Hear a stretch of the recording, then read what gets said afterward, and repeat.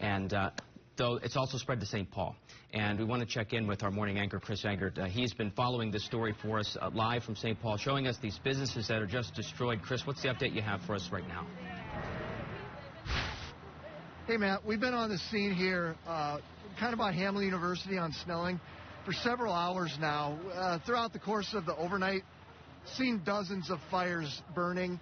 St. Paul police say somewhere around 170 businesses that have been damaged because of the rioting that happened last night.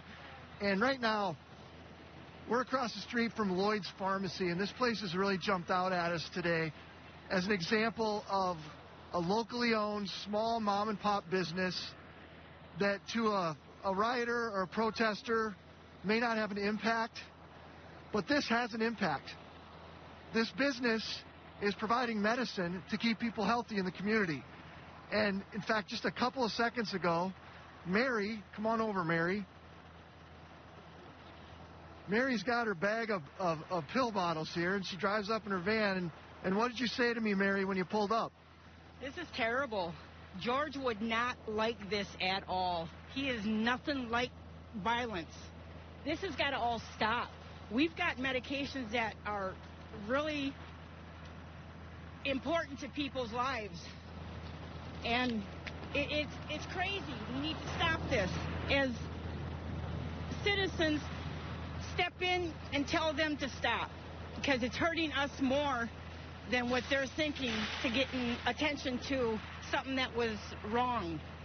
You said George Floyd would not have liked this. He wasn't violent. The time I seen him, and we used to hang around with each other when we were younger, and he was nothing like that. He's the total opposite. He's for people. He doesn't want people to be hurt. And this is wrong. So a protester, a demonstrator, a looter, an arsonist, in this particular case, is out and about. They're angry. They're upset. You understand that. I don't think it's anger. I think this was just meant out of spite because everything else was going on.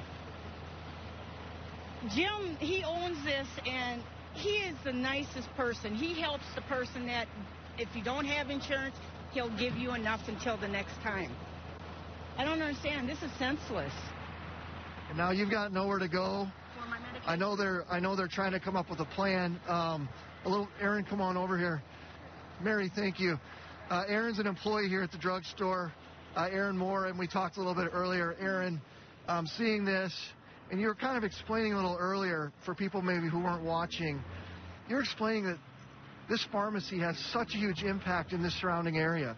It really does. We help people. We deliver to a lot of different locations within the community that help out people that need more help with either their medications or perhaps they need help with housing. We deliver to so many places within this area, and there's going to be a large impact. I'm one of the people who packs up the deliveries for the day, and I see hundreds of prescriptions, and I pack up a bunch of them, and I make sure they're all out on time. And all of these people that I know aren't going to be getting their meds today, and that's going to be a problem. And Aaron, one of your colleagues, would you mind coming over here? You can come on right over here.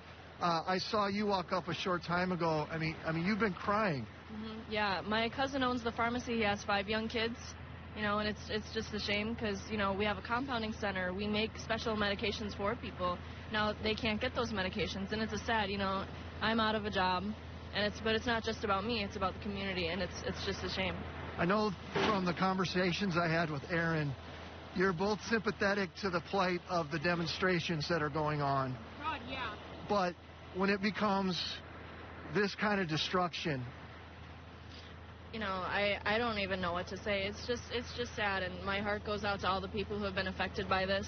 And, all I can say is that we just need to stick together and support each other.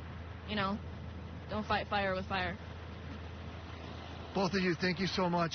Appreciate you sharing your thoughts. And Mary, best of luck with you trying to get your medication. And Matt, I think that just kind of gives you an idea of what we're talking about. Now take this one pharmacy on this one corner in the city of St. Paul, and then multiply that by the hundreds and hundreds of businesses, not only in Minneapolis and St. Paul, but also some of the suburban areas that we're hearing may have been hit as well. And that's what we're talking about, the widespread impact of all this. And some of the folks you talked to there, Chris, we can't lose sight of the fact of how this all started, why this all started, and the outrage that erupted after that video showing the officer with his knee on George Floyd's neck shortly before his death there after being taken into custody in Minneapolis. And like you said, when you spoke with these individuals, we heard that this is not people who knew Floyd. This is not what he would have wanted. Chris, it seems like this morning many of the demonstrators have left now. The people who are out and about around you right now, they seem to be just, taking a look, surveying this in the light of day, people coming to check on their businesses. Is that the feeling you're getting right now? Yeah, Matt, we've been out since probably about 4 o'clock this morning. 4:10, I think, is when we first hit the roads all over University Avenue area, St. Paul. I think maybe we saw 1 or 2 demonstrators who are out and about. That was a much different scene for me personally than the day before in Minneapolis, where there were protesters who were still out in broad daylight. And yes, what we're seeing right now, in fact, Chris, would you mind pointing over here? Just kind of over this direction. I mean, you've got all sorts of people here from the neighborhood who are coming out and taking pictures, and they want to size this situation up with their own eyes. I think a lot of people have been seeing it on TV and seeing it on social media, and it doesn't quite sink in, and it maybe doesn't have quite the same impact as it does for them to stand out here and to smell the smoke and to see the faces of the people who I was just talking to who work at a place like this. Again, Lloyd's Pharmacy, one pharmacy in a city of hundreds of businesses that have been damaged. Right. We've heard St. Paul put a number on that, at least 170 businesses. Of course, St. Paul, Chris, where you are right now. I want to have one more question for you here really quick before we let you go. I can't help but think about the safety of that burned out pharmacy behind you and the possibility that a wall could collapse. We should say here this morning, as people do come out, and we understand that you want to go get a firsthand look at what has happened across the Twin Cities, but safety has to be an utmost concern right now with the possibility of these collapsing structures. Yeah, in fact, Matt, we were performing the interview with a different business owner right across the street, and that wall collapsed. You can see it laying in that parking lot, and we heard this giant crash and a boom, and that was that wall falling out of this particular building.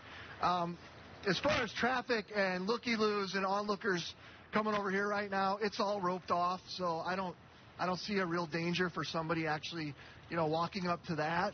But again, there are fires like this, fire scenes all over the city of St. Paul. So, yeah, it's a good point that for people who are coming out to make sure and maintain a safe distance. All right, our morning anchor, Chris Egert, they're live with that firsthand perspective, hearing from some of these people